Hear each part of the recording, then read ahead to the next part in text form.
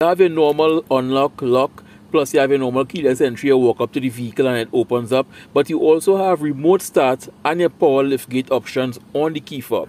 When it comes to packing a vehicle to the brim with features, no automaker has been turning the car industry quite on its head like Hyundai and Kia has been doing for the past 10 years. They have been packing their vehicles, successive generations and each model, with features that you cannot find at that price point in that particular segment. And the 2022 Hyundai Tucson isn't any different. As a matter of fact, it's easier to list what it doesn't come with versus what it comes with. I'm going to list 3 right now: active lane keep assist, active cruise control, and quad zone climate control. Aside from those 3 things, this vehicle comes with almost everything you can want in a vehicle at this price point. Being a Hyundai Tucson salesman is probably the easiest job you can have right now, because this vehicle practically sells itself with the amount of features it has.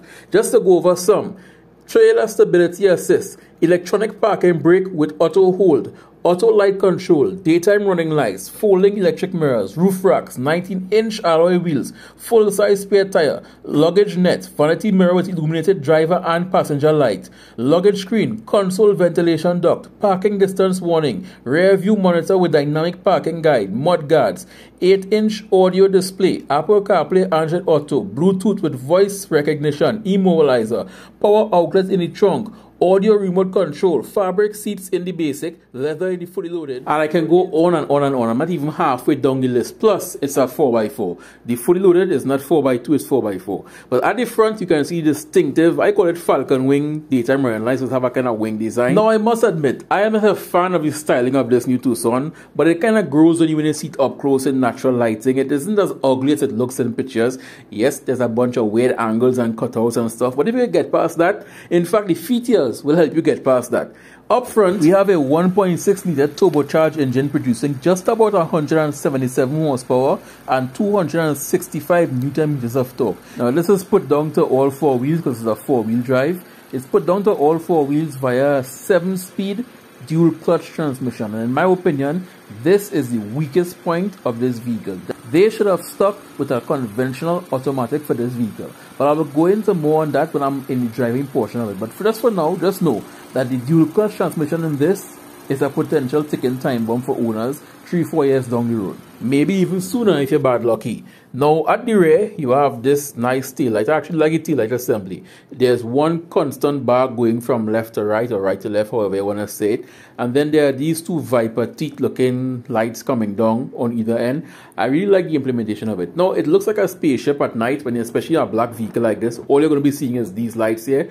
It looks like a spaceship on the ground, but it actually works really well. Now at the rear, you have a power outlet that is 180 watts, so you have plenty water to plug whatever you possibly want within reason into the back there. Now, as you would expect in a vehicle this size, even with the rear seats folded completely up, you have ample room. You can carry your luggage, you can carry your grocery. Room isn't going to be a problem in the back unless it's total lumber, in which case you bought the wrong vehicle for that purpose.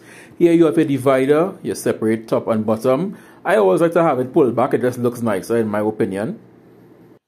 Underneath here we have a full-size spare, which is always commendable to see. We have your tools, jack, and you have anchor points for the car seat. Then you have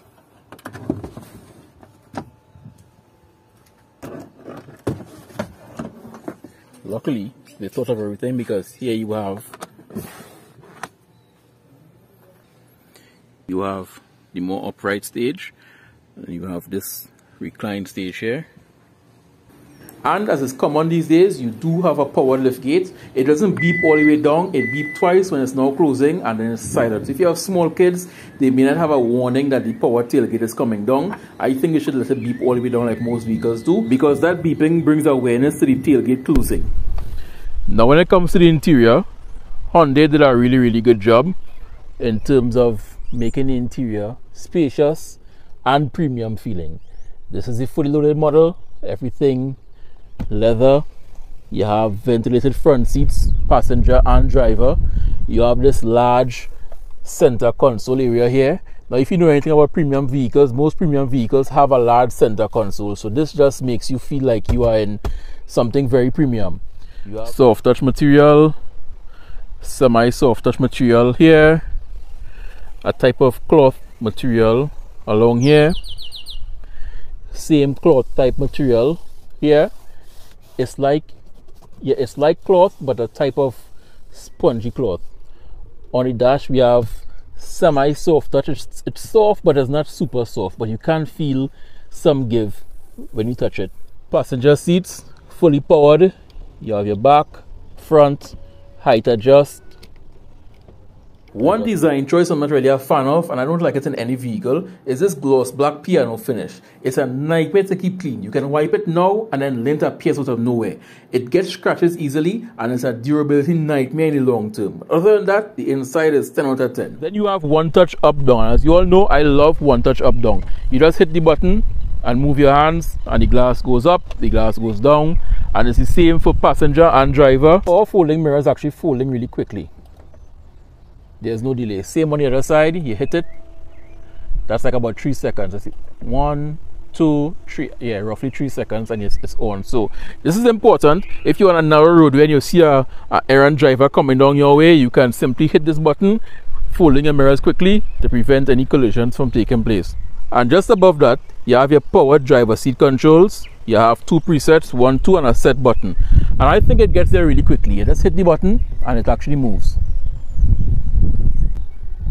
No hesitation, it just gets there.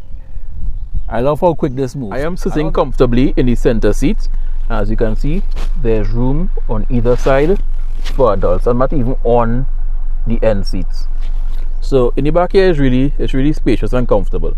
And you have this large moonroof that extends all the way back to the passengers at the rear heads. So you have all that glass. It gives the car a really airy feel, which is good if you're claustrophobic. Plus you have rear vents. You have 2 rear vents. You have no speed controls, but 2 rear vents, up, down, left, right. You have 2 power outlets at the back here, so you can charge your devices. You have a rear pocket on the passenger and the driver side, and this is hard plastic with little indentations for someone's knee in case you have a really tall person at the rear here. Plus this is actually pretty durable in case you have kids. Kids like to kick the front seats, so this will be pretty durable. And it's one touch up down in the rear here as well. You also have lights at the rear on either end. The seating controls to the bottom left are pretty difficult to get to, so you can actually use this from the rear as a passenger to push the seat either forward or back without having to disturb the driver. And as I did that, this is the room you have with the seat all the way back. This is it here. If you're a bit on the taller side, then your knees may probably reach into here. I am 5'7", and this is the seating room you have at the rear. So this is actually pretty neat. You can control the seats from the rear like this. It's a really nice place to be. Clearly Hyundai took a lot of advice over the years on what people really want, and they try to mix everything into one. They try to put a rugged interior but a family oriented interior at the same time. So here you have your main infotainment system, and it's driver centric, so it's tilted slightly towards the driver. Now here you have setup. You have display, buttons, devices. You can connect things via Bluetooth. You have general Wi-Fi, vehicle. Now when it comes to media, you have phone, radio, media, Android Auto, Apple CarPlay, voice memo, quiet mode setup, and user's manual. Quiet mode is interesting. Quiet mode is telling you here, when quiet mode is selected, radio media is played only in the front seats. All volume levels above 7 will be decreased to 7 automatically. So this is useful if you have a child in the rear sleeping in a car seat, but cricket is going on, so you still want to hear cricket. You can put this on and all media will only play via the 2 speakers to the front. It wouldn't disturb the child at the rear, and the volume will be decreased to 7. Now further down, you have your AC controls. So you have your fan speed here.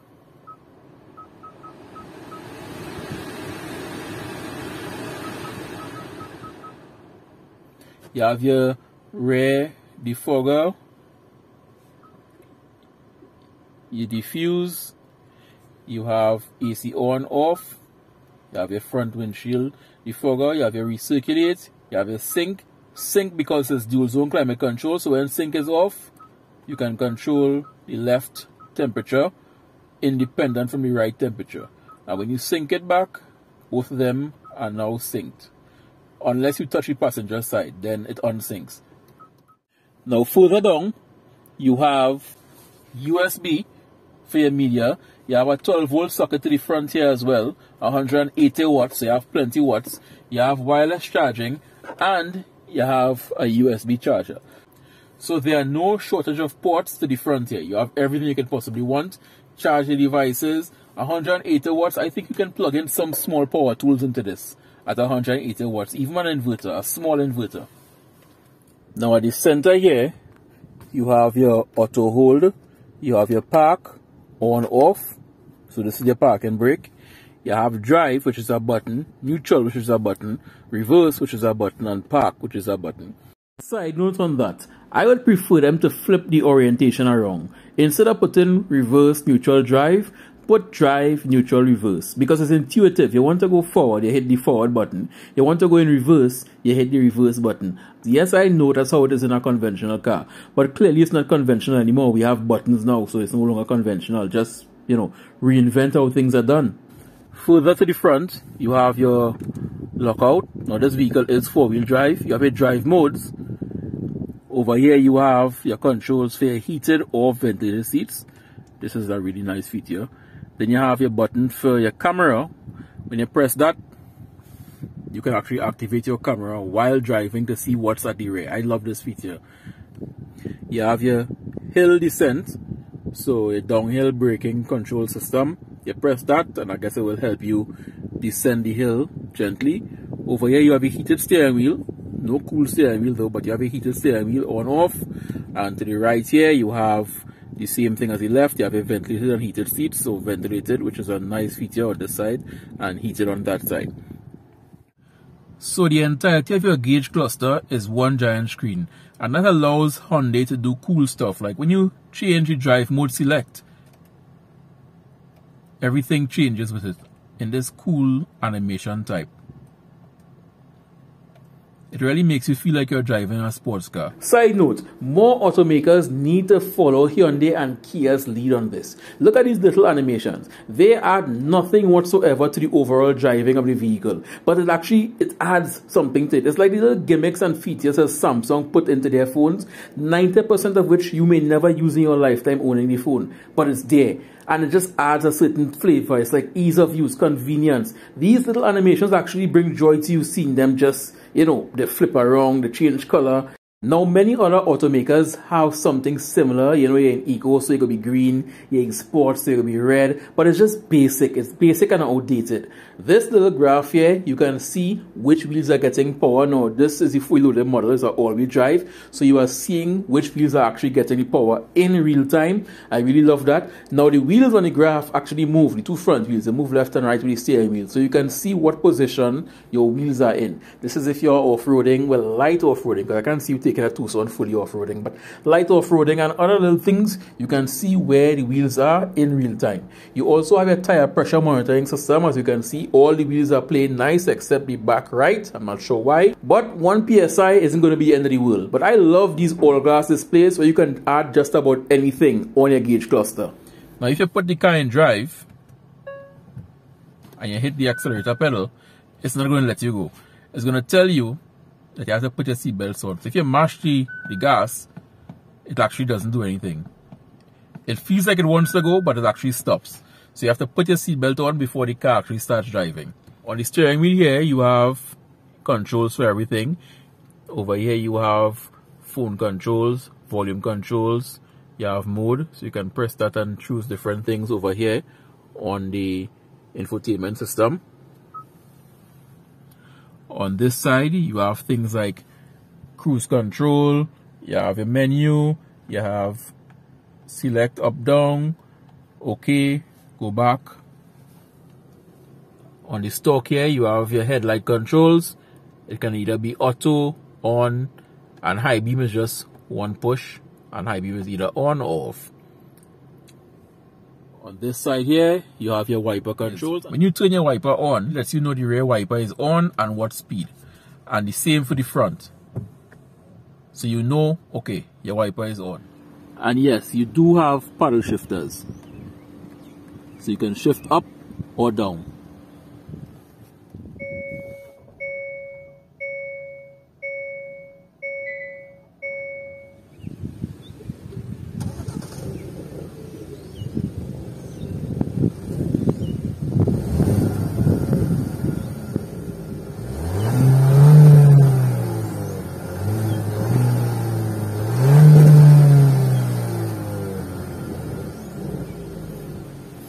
Now, admittedly, at first, I did not like how the Tucson looked. I called it a spaceship on wheels with all those cutouts and indentations. But the longer I stood close to it and looked at it from different angles, it actually grew on me. Now, I heard someone say this, and I'll say it here. If Batman had a car to drop his son to school or his wife to work or wherever, this would be it. If Batman had to drive a civilian car, the Hyundai Tucson would be it. It just has that futuristic Batman look. Now, I think Hyundai missed a key opportunity by only making those daytime running lights white. They should have made those lights changeable. Like, you can put a red. You can imagine this black car with red lights coming up to the front. It would just look mean and menacing. I think very soon we will see a lot of mods coming out with those lights changing colors. Now, once you get up and going behind the wheel of a new Tucson, it drives as you would expect it to in 2022. It has all the bells and whistles, plus it's turbocharged. So once you get up and going, you really do get up and going. It has McPherson struts up front, independent rear suspension, and with all the testing I did, it really handled all the bumps, it handled the road imperfections. It really drives well. It's something that you wouldn't regret once you get up and going, and I will keep saying once you get up and going, more on that later. But once you get up and going, it's a fun vehicle to drive. Here I am driving, heading eastward around Cocorita. As you can see, it's pretty quiet as well. And like I said earlier, you can't activate the rear view camera while driving forward at any speed. Here I am activating it in case someone is tailing you. You can see them. Now it also has blind spot detection and warning. So it's going to light up to let you know someone is in your blind spot. And when you turn your indicator on like you're about to merge, it's going to make a noise so that you know, hey, someone is there, don't merge. I really love this feature because sometimes vehicles just tend to creep up on your blind spot. And at a glance, you can see that red dot there, letting you know someone is in your blind spot. They just make... That's the blind spot warning. That van is actually far from me though. So it's actually extra sensitive in how it detects vehicles coming up behind you. Which is good, I guess. You know, it gives you a buffer of at least probably 30 feet. Another cool feature is that when you shift from Eco to Sport, the steering wheel actually gets more firm. Now, this is a feature they have had for a long time. The 2015 Kia Cerato actually had a button called Sport. You could have pressed it and it go from Sport to Normal to Comfort. And it would change the intensity or the resistance the steering wheel would give. Now, what this actually does is incorporates that into the drive modes. And I actually like this because most times you have vehicles that have drive modes and it's like all it does is tell the transmission hold the gear. That's all, hold the gear. But this one actually gives you something more because it actually firms up the steering wheel. So even though the vehicle may not actually become more dynamic in the real world, it actually feels like it has become more dynamic because the steering wheel is now more responsive. And again, I'll go back to what I said earlier on. These subtle little touches are things that Kia and Hyundai does so well that you wonder to yourself, why don't other car manufacturers in this segment at this price point also add these little features and creature comforts? At the end of the day, it's nothing significant. The infrastructure is already there. Most modern cars are electronic steering wheels. Gone are the days when you had power steering with power steering fluid and power steering pumps and stuff. Everything is now electric. So all that's left to do now is to vary the intensity of the assistance that the motor gives the driver when turning his steering wheel. That's all. But back to the review. Now with the good comes the bad. Remember when I was saying earlier in the review, once you get up and going, I said that for a reason. The Hyundai Tucson has something called turbo lag and tons of it. Tons of turbo lag. 0 to 60.